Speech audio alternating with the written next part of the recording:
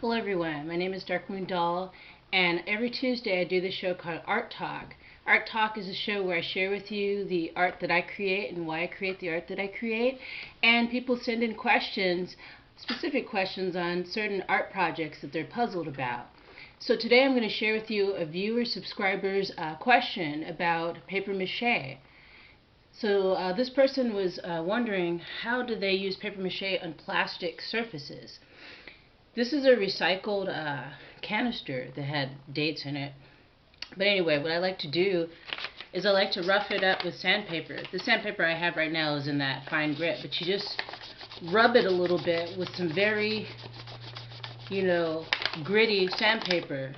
It makes the surface a lot more, rough and texturized. That way the paper can adhere to the plastic.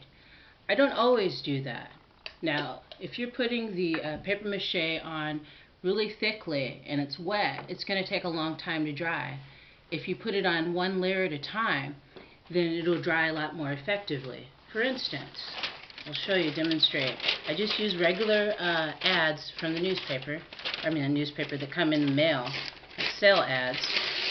Just tear up your paper. And I've got a solution right here of Mod Podge and water is what this is. So you put your strip of paper in the Mod Podge. Take off the excess. Take off some of the excess. That way you don't have too much on there. And then you just pretty much just apply it to the surface. Now you gotta give it enough time to dry. If you don't give it enough time to dry, then it's never going to dry in between layers. So only layer one layer at a time. Do a layer all over the surface and then let it dry. You can take it outside if it's warm and cool outside. Warm and cool. If it's warm and dry outside, you can take it outside to dry faster. You can put it on your table and put a fan by it to let it dry faster. But yeah, basically that's what I do. I put a thin layer on first, let it dry completely, then put another layer of this solution of Mod Podge and water on it and let it dry. Now you can also use glue and water.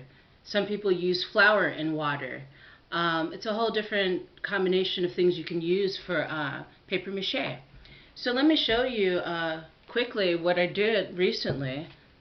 This right here, this part is, these two connected together, these dolls, are paper mache dolls I'm working on.